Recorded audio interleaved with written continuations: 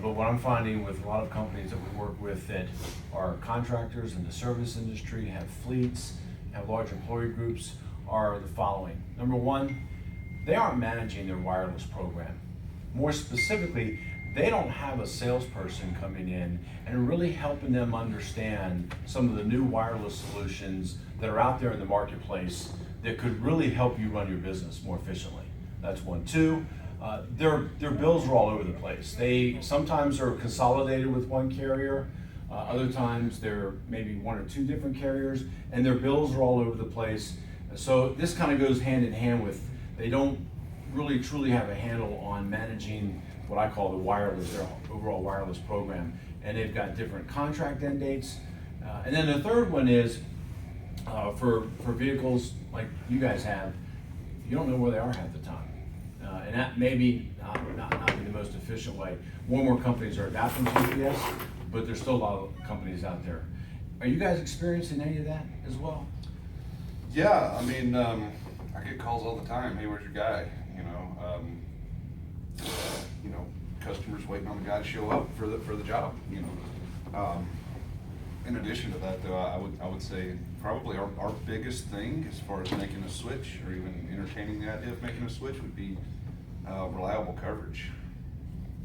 This is what we're going to need. I mean, wouldn't you agree? Well, yeah, I'm going to go with coverage on that one, but I'm also going to say the last time we switched, in which admittedly we've had Verizon for about 6 years now, but it was a nightmare. That implementation process, it took over a month, and I mean, we still had people that were down even, a month after that, and we couldn't figure out, what happened. And Doug, I will say you hit the nail on the head with the billing being all over the place, because I'll tell you, as we've added more and more lines, contract terms are all over the place. I'm not even sure how up to date our plan is, and we're at a point where we're going for customer care for most things. So let me get this straight. Did you actually have to facilitate the change? You said you were with Verizon Well, for 6 years? yeah. What happened? Well, the initial promise was that you were going to take care of everything for us, and it was going to be a smooth transition, if you will. But it didn't turn out that way. And you switched from Verizon to? Oh no, we switched from AT&T to Verizon. I'm sorry. Okay, gotcha. So you're okay. And who handled that on your behalf for Verizon? It ended up being mostly me, and yeah, that's why I'm a little gun shy at making the switch again, because it seems like even though that was 6 years ago, it still seems like it was very recent. We were still sorting that out, And I got to say, with him, with all the time that it took him to get, I mean, it really kind of put us behind plan, because he had projects that he was working on that kind of, because I need my guys to be connected. Okay. And they definitely weren't for that month. No, they weren't. I mean, it was a huge hassle. Okay. And so how long did the transition take from start to finish? I mean, the big chunk of it, I would say a month, but we still had some stragglers afterwards. Most definitely. Easily a month. Mm-hmm. Downtime? Did you have any downtime during the transition? Myself personally, I had no downtime. But yeah, did we have people that were down? Yeah, people without phones, people without tracking, absolutely. How many vehicles do you guys have total? Oh boy, we're up over 200 now. Yeah, easily. And how many phones, wireless phones total? Well, there's about 365-ish people that work for us, but not everybody has a phone. Probably down towards what, 150, 160? Yeah, something like that. Yeah. I mean, just ballparking it. So All phones, any tablets? our managers have tablets, so that's throw in another 25 there. Yeah. Okay. And are you using anything else from a wireless technology perspective? Do you have GPS on any of the vehicles? Are you tracking? Not right now, we don't. And the main reason that we don't is I understand that devices up front are not that expensive, but my biggest problem is just for a liability standpoint, the data storage. That's why we haven't done that yet. I kind of pressed it out a few years ago, and it was like $80,000. Now, when you say data storage, can you help me out? What are you talking about? Just for the tracking of the vehicles. The amount of data that's needed? Well, just being able to store that data day to day. Okay. Being able to store that, I need to keep it for at least 5 years. Gotcha. Just for a insurance liability standpoint. So And that was gonna cost you how much? about 80,000. 80,000 annually? Mhm. Or was it a one-time cost? No, that's just for the service, I guess you would call Okay. it. And does that change? Is that something that you had your IT guy source out? Yeah, we looked at it. Yeah. I mean, There weren't any options as far as that went out there, so, Right. you know, all pointed to that one solution. No, I mean, we looked at it, but we just never pulled the trigger on it. I mean, that's quite a substantial Mhm. cost. Now, you also mentioned coverage, and I want to go back for a second. So, come on. So the 30 days transition, your drivers, the folks that were using the phones had some downtime, Oh, absolutely. and you basically had to manage the entire transition yourself. There was nobody that came alongside of you from Verizon? You know, at the very beginning, I would say maybe the first week or so, we had a little help from them, and then things started to go sideways, and you know, it ended up being more of a remote help scenario, aka customer care, and myself working in tandem. And Customer no service. Yeah, exactly. And how did you transition all the information from the phone? Did you go with new equipment at the time, or did you? We did, yeah. So how did you handle, facilitate transferring information from one phone to the other? One by one, yeah, there was. Kidding me. No, I wish I was. Yeah, that was a pretty brutal month, and then some. And you know, I'll be honest, a lot of the information in the transition was lost, you know, from phone to phone. So that was 6 years ago, but I guess overall, taking a step back, is Verizon taking good care of you today? I mean, it seems to work. I mean, and yeah. we don't have to go through the transition again, so you know, there's that. Our phones work okay, but Yeah. I mean, So transition is your number one pain point. Well, yeah, absolutely. That's, okay. And thanks for sharing that. And then you mentioned coverage. So where do you guys operate specifically? oh man, where don't we operate? That's Mhm. the question. I mean, we're all over. I mean, we've grown. I mean, just faster than I was expecting for us to grow. So I mean, we're north, south, east, west, all Mhm. over the state of Georgia. But yeah, I mean, coverage is, which is why we moved to Verizon. Yeah. You know, they have the. At the time, they were the king. All Yeah. over, any business outside of Georgia? A little bit in Alabama, Yeah. and a Little bit very Tennessee, small a little bit, bit. yeah, Tennessee and South Carolina. Now, you did mention back when we were talking about some of your goals as you head into 2016, you might look at expansion. Does expansion mean more trucks, more employees for Georgia? Or are you looking to go into maybe formally into Alabama or formally into Florida or South Carolina? Where would Well, the expansion come like I from? mentioned before, I mean, one of my main goals is to kind of to branch out, excuse the pun, but open some other branches as well. What I'd like to do is take over the southeast, the entire region, and I think we're slated and we're in a very good position to be able to do that. So again, though, I need my guys to be connected. I need to be able to get in touch with them when I need to, and I need to know where my vehicles are. I mean, I had a truck stolen 2 weeks ago. I mean, I still haven't found that, so. And then as you look at expansion, you guys are primarily residential or commercial on the HVAC piece? 90% residential, consumer driven, but there is, and that's kind of where I want the business to go, because there's a lot more money involved with it when you're talking about commercial accounts. So I'd like to kind of see that part of our business grow a little bit more, but still stay in our niche with the And residential. other HVAC companies that I've worked with that are your size typically have multiple divisions. Mhm. Are you also, so you have a division that goes out and does new installs? Right. And how big is that division? It's probably, just off the top of my head, that's probably 40% of my workforce. And then what about revenue? Is that how, 'cause- That is the biggest. so new installation is the single biggest revenue stream. Then you have repair and Repair Yeah, that'd be close and second. testing and not installations, but inspection type things. Okay. So, and that would be about what percentage of your business? the other 60, but the revenue, it's kind of skewed. You know, the smaller percent of my workforce brings in the most money, and then the larger, but. And then how do you handle customer service today? How do you, when you're out in front of a customer and you've just completed an install of the new system, what's your sweet spot for how you then take care of a customer from a customer service perspective? Well, that's another area where we're a bit divided on technology. You know, as you mentioned, we have a small number of tablets out in the field and kind of an outdated e-form, if you will, that we use for some of that. But a lot of it, you know, a lot of the guys out there are still using, you know, good old pen and paper and, you know, invoices in that way. So it's split up. You know, it's something we've been needing to update. Just, you know, really got around to it.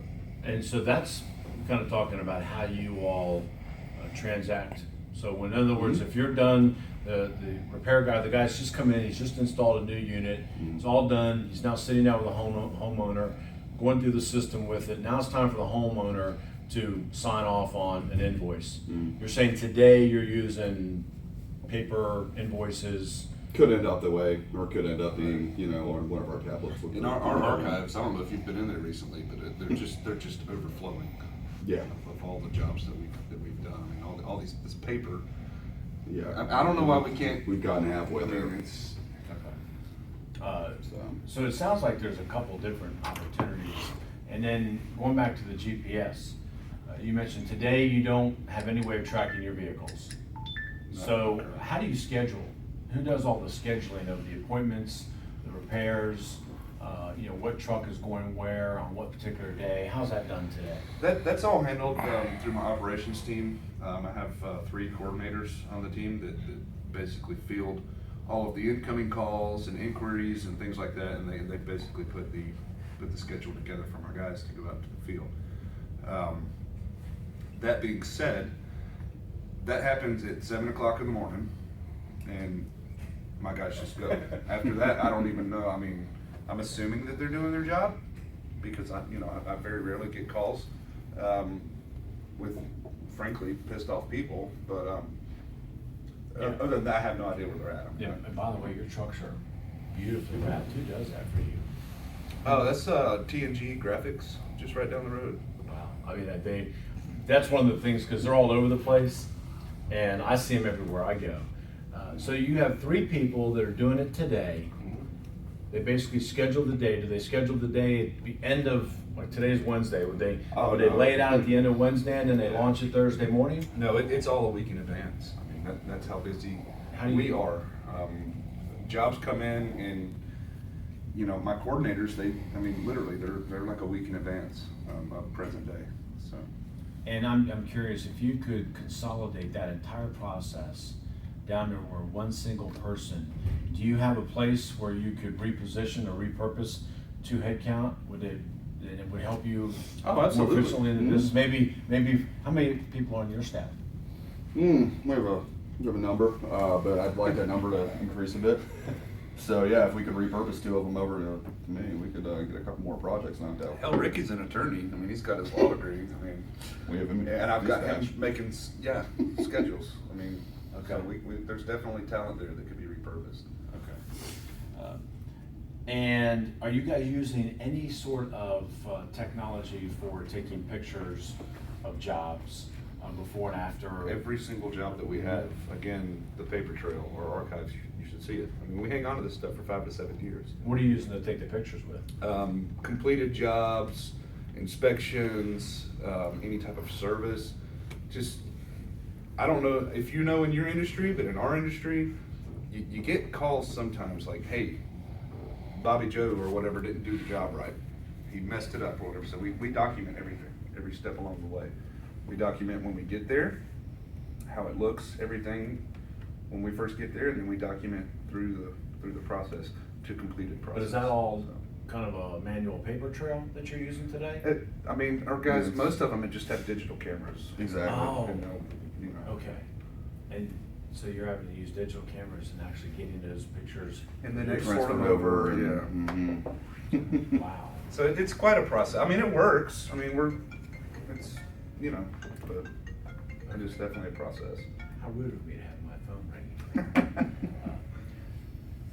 You know, this is, I think we've got some phenomenal opportunities. And I'm just kind of doing a recap. So, first and foremost, from a pain point perspective, you have residual pain from the last time you did a transition. To say the least. And I'm guessing moving 150 lines from Verizon plus another 25 tablets is not at the top of your priority list today. I'd like to have some productivity through the end of the year, so yeah, not high up there. Okay. Coverage, which I'm probably most excited to be able to talk about as well. And coverage primarily throughout Georgia. You do have some work in Alabama, and you may be expanding heading into 2016. You're just not sure where that would be. You've also got, today, there's no ability to track where your vehicles are. You also are doing manually scheduling. And the picture technology you're using, put it this way, you're not using the phones or tablets that you're already paying for as part of your digital picture technology or keeping digital files. You're using digital cameras and transferring all that. So that's just one additional tool that you're adding to the mix. You've got phones, tablets, and digital cameras all helping you run your business, correct? Is that? Yeah, that's right. And I mean, our tablet use is fairly new. I mean, they've only had them for 6 months. Yeah, it was more of a demo program to see how it would roll. So, and that's kind of the digital camera piece, and that's just how we've done it for years. And do the drivers take their trucks home at night, by the way? A few of them do, yeah. Not all of them. Who determines, how do they? Tenure. I mean, Tenure. if they, if I trust, I mean, Bobby, he's not taking his truck home. He's not. That truck's coming back here every day. Bobby really takes truck to work. Yeah. Who's Bobby? What? He's one of our install guys. He's got a good heart, but he's a mess. He's just got a crap going on. But no, some of our guys do take them home. Typically, people that have been with us over 5 years, then that's kind of the threshold that has to be met. Are they allowed to use their trucks on a Saturday to go do side work? Some of them, I mean, side work, absolutely not. How do But you if know they they're need not? to use the truck, like to go to pipes or something to get, I mean, that's fine. I don't care, But How do you know that Joe that takes his truck home on Saturday is not using it for his own little personal plumbing business on the side? yeah, that's a good question. I don't. Guess we don't. I don't. Okay. Have you had any issues? No, not really, but that's not to say that there's not issues. Okay. I'm not aware of them. And then you mentioned you had a truck stolen 2 weeks ago? Yeah, 2 weeks ago. What happened? Dude was at the Pink Pony, and I'll beat you to it. The driver was at the Pink Pony? Yeah. And Needless to say, he no longer works here. Yeah. And he came out Nor does the truck. and the truck was and the truck was gone? Yeah, it was just gone. How'd that conversation go? Was not a pleasant conversation. He took his Verizon phone at that point in time. Did he leave the phone in the truck, or did he at least take that in with him? Phones, yeah. So how did All he of it. finally get back in touch? And who did he call? Oh, he used his personal phone. Okay. He called.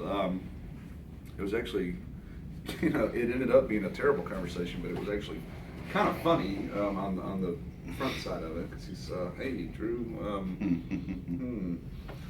so. Okay. Well, so that, and how much equipment was in that truck that was stolen?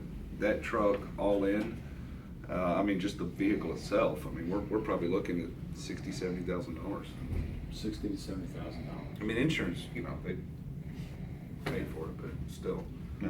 It's a hassle. Downtime, one Right. truck down. Right. What would have happened if either some sort of alarm would have gone off if the vehicle, somebody tried to mess with it, or you could have found it within 4 or 5 hours? Would've been nice. Yeah. They could recover it. Okay. Well, good.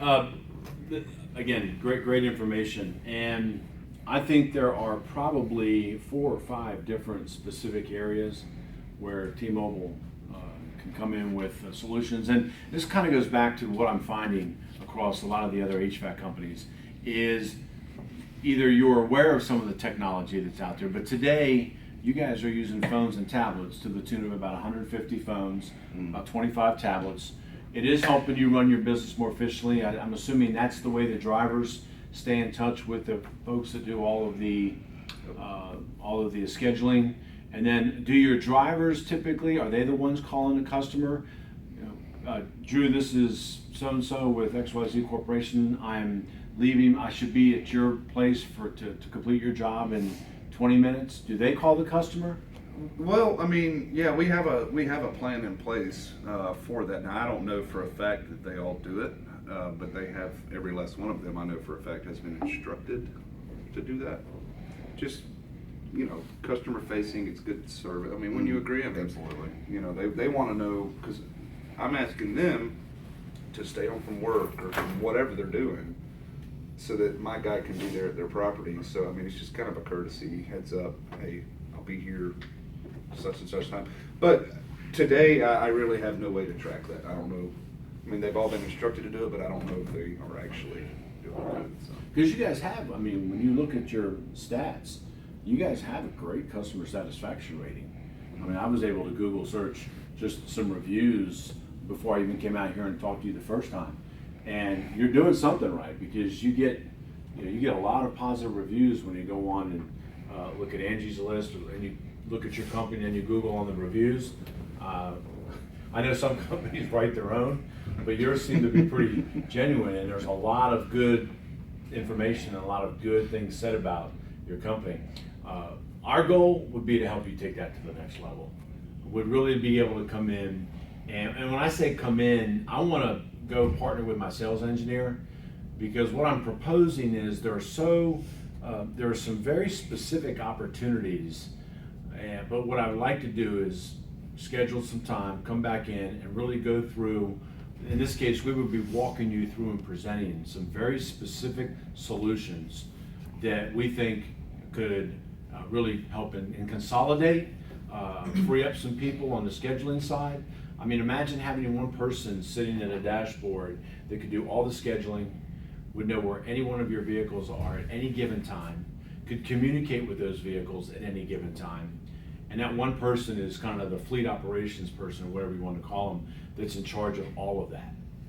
And then you could then repurpose 2 of your headcount over to other areas of the business. That's just one example.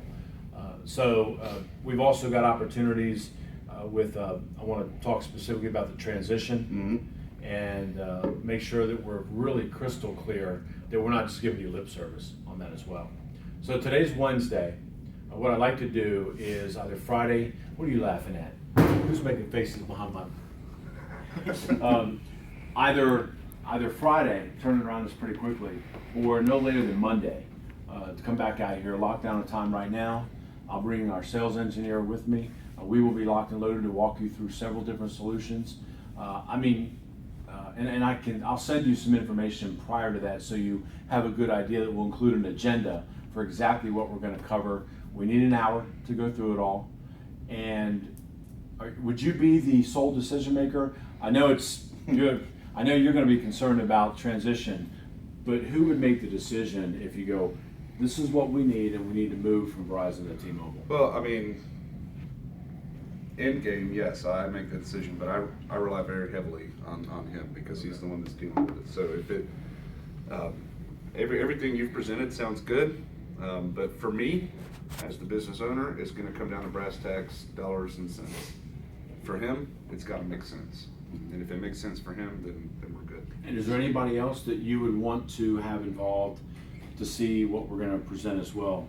Do you have anybody else on your ops team? Yeah, we could probably pull those 3 guys in. Yeah, or at least one of them, and Yeah, just at have the them very sit least. in. Might be some good feedback, Right. from a little lower down in the. And they may bring up something that we hadn't even thought That's of. what I mean. so- Yeah. Okay. Bringing some feedback from lower down. What time Friday, Ken? Can we do 11 o'clock on Friday? Let me see. Actually, can you do 1 o'clock? 1 o'clock. We'll do 1 o'clock. And what I need the email addresses of the other folks, if you can get those to me, so I can get that. Tell you what, if this helps you out as well, here's some. Just look at that, see what you can do with it. I mean, that's our most current bill. I was actually going to ask you to make a copy of your bill. You beat me to the punch. It's blank. Wow, that's nice. Yeah, we've pared it down quite a bit. Okay, 150 lines. And I'm curious, do you have any idea how much you're paying per user? 110, 150. Something like that, yeah. You actually- It varies. 110 to 115 per user, including tablets, or is that just the phones? That's just Yeah, phones. it's just phones. To my Tablets are on their own little island, if you will. That's one of the newer pieces. Okay. And the kind of equipment you're using today is what? all over the map. Yeah, when it gets broken, it gets replaced, and you know, some have lived on, some have been replaced multiple times. I mean, we still have some guys in the old iPhone 4S. I mean, it's like it just, Why? and then some people in brand new, you know. So you're giving your drivers high-end smartphones? Why? What do they need it for? That's a great question. They just asked for it. So. Okay. So, and I'll make sure that when we go back, so ROI, the whole, it's not just dollars and cents, but it's, what's the ROI gonna be? What's the return on investment for your business when you look at your entire, and that's really what I was talking about earlier, is we wanna make sure that you're crystal clear on what your total ROI is for the wireless program. So Friday, 1 o'clock, see you then. Sounds good. Matter of fact, if you've got time right now, we can go downstairs